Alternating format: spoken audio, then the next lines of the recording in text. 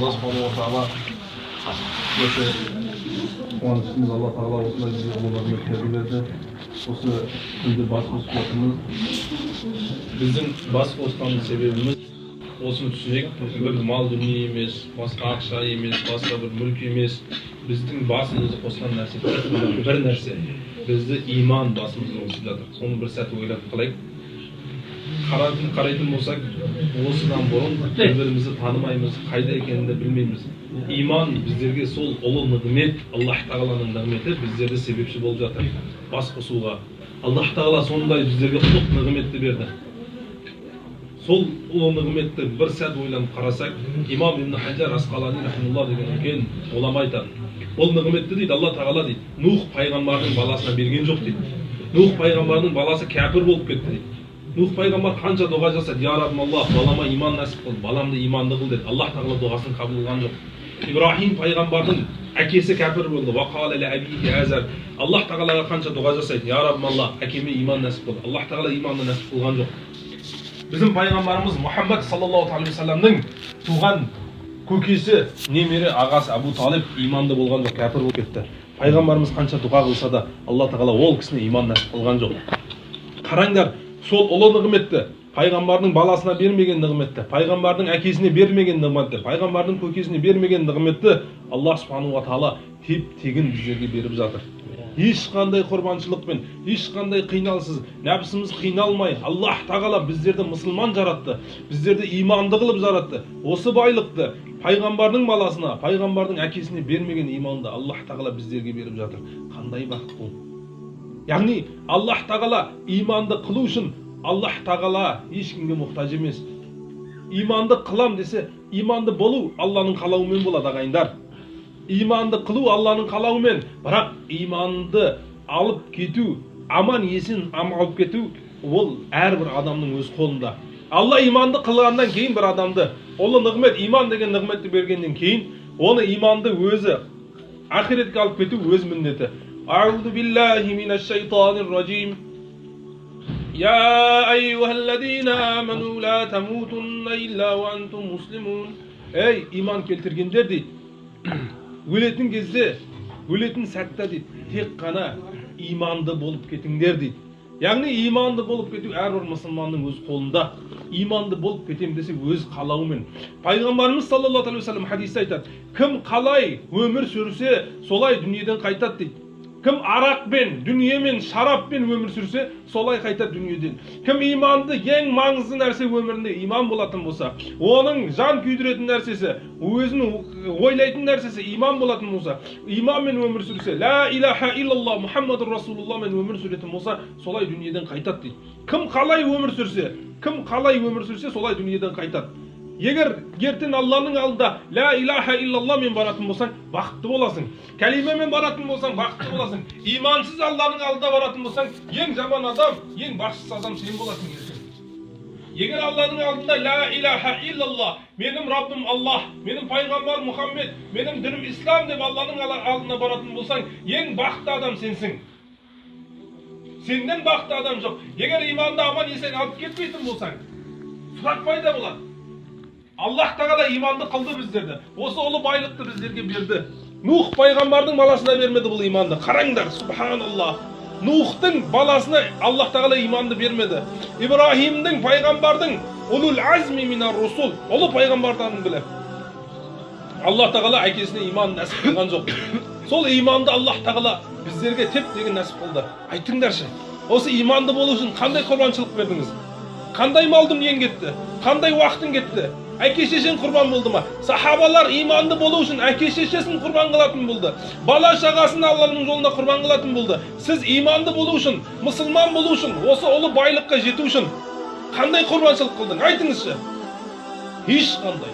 Теп-тегін Аллах тағала дүниеге келдіңіз, көзіңізді аштыңыз, мұсылман екеніңізді білдіңіз. Енді сол байлықты сақтауға неге еңбек жасамайсыңыз? Неге бұл еңбекті, болды осы байлықты теп-тегін шайтанға бересіңіз?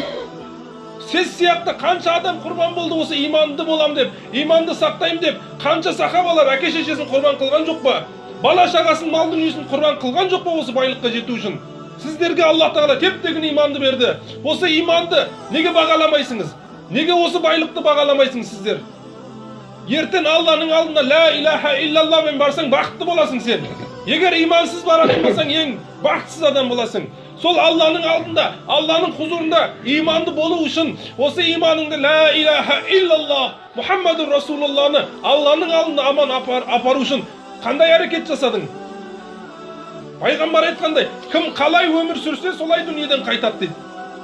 Қалай өмір сүрсең, қайсы дүниеден ең нәрсе, маңызды нәрсе, ең байлық нәрсе, ең қымбат нәрсе өміріңде не болса, солмен бірге дүниеден қайтып, солмен бірден қабірде тұрасың дейді Пайғамбарымыз саллаллаху алейхи ва саллям. Әл-мәр'у ма'a ман ахабба дейді. Кім қандай жақсы нәрсені, жақсы көрген нәрсесімен қабірде болады, солмен тұрады дейді қабірдан дейді. Сенің байлығың, иман деген байлық, ең қымбат нәрсе өміріңде болатын болса, сол иманды алып кету үшін әрекет жаса, құрбандылық бер. Пайғамбарымыз саллаллаху алейхи ва саллям айтқандай, иман деген бір тал, әрбір адамның жүрегіне егілетін ағаш. Оны өсіру үшін оған су керек, оған құрбаншылық керек, оны күту керек. Иман да сол. Иманды қарамайсаң құрғап кетеді иманда. Оған жетіспесең, оның жаңа азығын бермесең. 5 уақыт намаз. Ең ұлы нәрсе, bizim иманымызды сақтайтын нәрсе. Аллах тағала бұл байлықты біздерге берді. Бұл ұлы Пайғамбарымыз саллаллаху алейхи ва саллям келді. Қулу ла илаха иллаллах туфлиху деді. Ей адамдар, айтыңдар ла илаха иллаллах. Екі дүниеде бақытты боласыңыз деді. Егер екі дүниенің бақыты сіздерге келек болса, ла илаха иллаллах Мұхаммаdur Расулуллах, Алладан басқа құдай жоқ, Мұхаммед пайғамбар соның елшісі деп куәлік берің деді. Аллах тағала сіздерді екі дүниеде бақытты қылады. Аллаға мал дүние керек емес. Алла мал дүниенің өзі Алла жаратып отыр. Мал мүлікті Алла жаратып отыр. Алла ешқайсына мұқтаж емес. Аллах тағала сізді жаратты, сізді бақытты қылу үшін жаратты. Сол үшін бақытты болу үшін ла илаха иллаллах Мұхаммаdur Расулуллах деген пайғамбар айтқан жоқ. Ей адамдар, жақсы жұмыс жасаң, жақсы жұмыс, жаңағы ақша, мал, дүние жинаң, сол кезде бақытты боласыңыз деген жоқ. Пайғамбар айтты, иманды болың, қалай да осы иманды аман есен сақтаң деді. Сол кезде бақытты боласыңыз деді. Ла илаха иллаллах өміріңізге келсін деді. Сол калимамен өмір сүрің деді. Ла илаха иллаллахмен. Сол калимамен өмір сүру үшін не істеуіміз керек? Егер калимамен өмір сүруіміз керек болса, сол калима ла илаха иллаллах өмірімізде ең қымбат нәрсе болу керек. Мал дүниемізден да, жанымыздан да, уақытымыздан да ең қымбат нәрсе болу керек. Егер сол дәрежеге жете алмайтын болсаң, ол иман саған пайда бермейді. Бұл дүниеде де саған пайда бермейді. Ақиретте де Алланың өзі ұлы ғазабынан сақтай алмайды сені. Сол иман қазір сені харамнан тие алмаса, ол иман сені 5 уақыт намазға апара алмаса, ол иман сені мешітке апара алмайтын болса, ол иман сені жәннатқа да апара алмайды иман сені. Ол иман сені 5 уақыт мешітке апара алмайтын иман, ертең сені көпір сиратынан өтіре алмайды ол иман саған. Ол иман саған харамдан тире алмайтын болса, арақтан, ғайбаттан, өтіріктен сені тидіре алмайтын болса, ол ертең сені Алланың азабынан да тидіре алмайды ол иман. Сондықтан бұл байлықты өсіруіміз керек, құрбаншылық беруіміз керек, мешітке баруымыз керек. Сондықтан сол иман ертең Алланың алдында ла илаха иллаллах деп баратын болсақ, ең бақытты адам біз боламыз. Алла айтқандай, иманды қылу Алланың қалауымен болады. Біз ешкімді иманды қыла алмаймыз. Әкемізді де иманға келтіре алмаймыз, шешемізді де иманға келтіре алмаймыз. Бірақ иман келгеннен кейін, иманды Аллах тағала байлық бергеннен кейін, ол иманды аман есен сақтап өліп кету өз қалауымызбен. Кім қалай еңбек жасайтын болса иманына, қалай құрбаншылық беретін болса, солай дүниеден қайтады. Сондықтан біз дұрыс өмір сүруді үйренуіміз керек ағайындар. Кім қандай нәрсемен өмір сүретін болса, өмір қалай өтетін болса, солай дүниеден қайтады дейді. Дұрыс өмір сүруді әлі үйренбегенбіз. Иманмен, калимамен, ла илаха иллаллах Мұхаммаdur Расулуллахмен өмір сүруіміз керек ағайындар. Соны өмірімізге алып келуіміз керек. Ең қымбат нәрсе өмірімізде иман болу керек. Пайғамбарымыз саллаллаху алейхи ва саллям хадисінде айтады. Бір адам иманның ләззатын татады дейді. Иманның ләззатын көреді дейді. Қашан дейді? Ең қымбат нәрсе өмірінде иман болатын болса дейді. Яғни иманнан шығуды сондай жек көру керек дейді. Адамды отқа лақтырып өртетінде адам қорқу керек дейді. Сондай жек көру керек дейді. Кім қалайды адам тірілей сізді өртесе, соны ұнатасыңыз ба? Қалайсыңыз ба? Сізді тірілей отқа лақтырғанды қалайсыңыз ба? Имансызды, адамның иман алатындан да сондай жек көруіңіз керек. Сондай жаман көруіңіз керек иман адамнан кетуінде. Ол үшін иманға еңбек керек ағайындар. Ол үшін ертең қияметте өлетін кезде әрбір адамға шайтан келеді дейді. Айт деп, Иса Алланың баласы деп айт дейді. озай Алланың ұлы деп айт дейді. Сен айтсаң иманыңнан айырыласың. Әрбір адамға келеді дейді. Егер кім бұл дүниеде иманын бағаламаған болса, ол тегін келді, тегін берем дейтін болса, өлетін кезде шайтанға тегін береді ол адам. Бұл дүниеге шайтанға құл болып атқан, ертең өлетін кезде де ол иманды шайтанға тегін береді. Мәңгі қасіретті, мәңгі өкінішті ол адам болады. Тұзаққа мәңгі жатады ол. Бірақ кім бұл иманды өмірінде бағалаған болса, жанымен, малымен ол иманды сақтаған болса, ол ертең өлетін кезде де шайтанға тегін бермейді ағайындар. Ол шайтанмен күреседі өлетін кезде де. Бұл дүниеде өмірінде оны тірі кезінде, мықты кезінде, жас кезінде, даяу кезінде иманын қорғап алды ол шайтандан. Өлетін кезде де шайтанға бермейді. Кім жаны бар, малы бар кезде ол иманды бағаламаған болса, ол тегін келді ғой, Алла берді, өзі алады деп, оның бағаламайтын болса, ол ертең имансыз кетеді ағайындар. 5 уақыт намазда дейді, пайғамбарымыз саллаллаху алейхи ва саллям айтады. Кім 5 уақыт намазға келетін болса дейді, періште іздейді дейді. Қайда ол? Көрінмеді ғой бүгін мешітте. Қайда жүр деп дейді. Періште іздейді дейді. Өлетін кезде дейді, шайтан келген кезде періште өзі дейді. Бұл хадис ағайындар. Калимасын бұйырады дейді жаңа кісіне дейді.